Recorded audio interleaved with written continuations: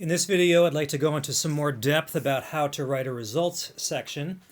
And at the beginning, as I should have said during the series, I want to remind you that I am not intending to teach you how to write a paper. I'm going to assume that you already know how. This is for the intermediate or advanced author who has already tried to write papers and now wants to actually get them published.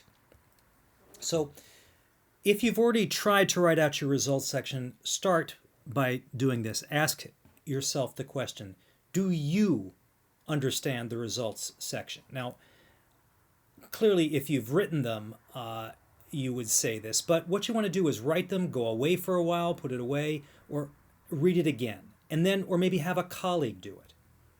Now, the figures in the tables, where are they placed? How many of them are they? Do they correspond to the various sections of the results, the subsections of the results section that you are writing? And finally, are those arranged in order?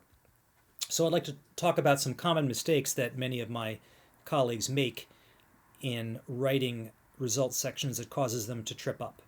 One is the use of the wrong tense. For example, they will use the present or future tense. Or they will go even further and write in the past perfect, which is also a mistake. Folks, particularly if English is not your first language, do yourself a favor.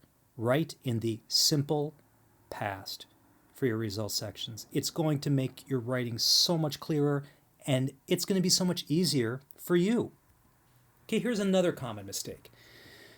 Use of inconsistent numbers or data. For example, wait, were there 5 groups or 4? Why did we say there were 5 in the methods and we only showed 4 in the results, right? If you don't catch this, your reviewers will, okay? Next, as incredible as this seems, particularly if your paper is undergoing many revisions, figures and tables will not be numbered consecutively from 1 and then after that 2 and then after that 3, etc. Or the labeling, the way that you've labeled those figures and tables will not be consistent. They must be consistently labeled. And I highly recommend that if you are submitting your article to a particular journal, that formatting be consistent with what the journal is asking you to do. Now, this is a theme that I return to repeatedly, mostly because this is one area in scientific and medical writing where the trend appears to be going in the wrong direction. That is to say, passive voice is beginning to take over, and the English language is poorer for it. So once again, this is review. In active voice, the investigator is the actor. In passive voice, the experiments or the subjects, the materials, are acted upon. It's almost as if experiments or interventions happen by themselves. Now, a recurrent criticism that I read is that use of active voice is personalization. Yeah, it is, but this should be avoided in medical and scientific writing. I don't know why.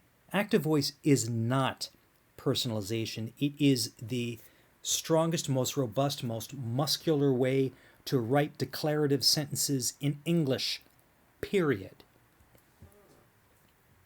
Here's another common mistake, and I cannot emphasize this enough.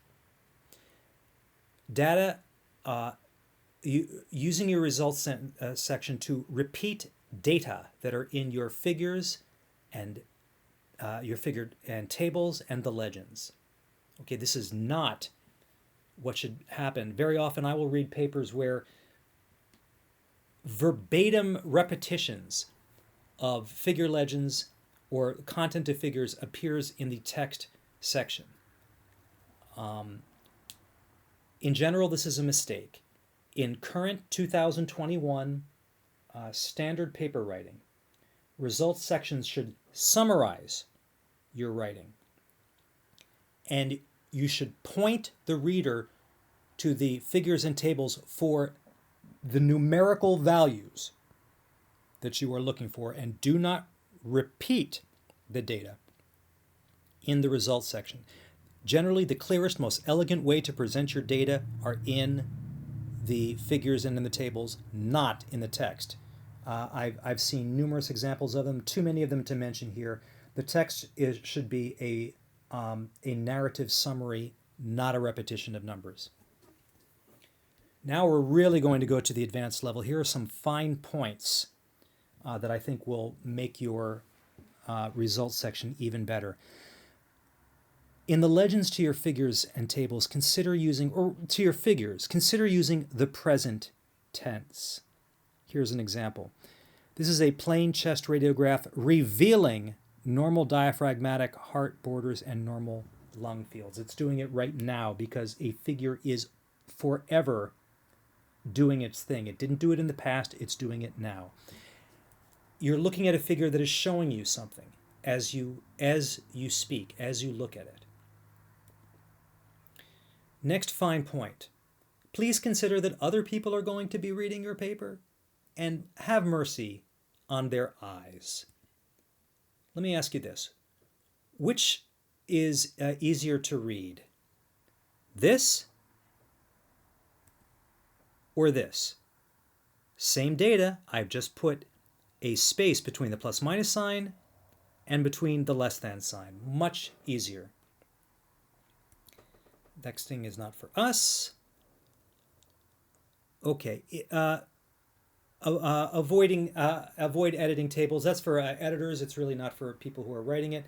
Folks, that's all I've got on writing the results section. If you have any difficulty writing your results section or any segment of your paper, please feel free to contact me at info@libertymedcom.com.